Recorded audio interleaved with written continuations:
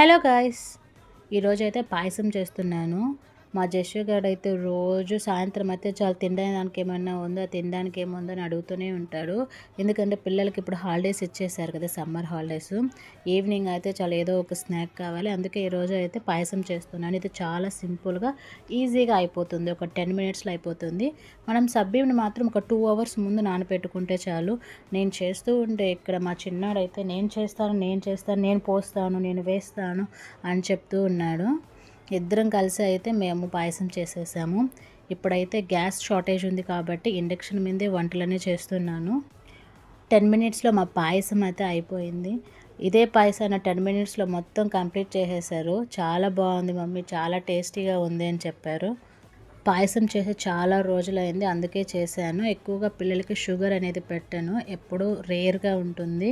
కాకపోతే ఒక 2 మంత్స్ పైన అయిపోయింది పాయసం అనేది చేసి. అందుకే ఈరోజు పిల్లలకైతే పాయసం చేసి పెట్టాను. చాలా బాగా కుదిరింది. That's about today vlog.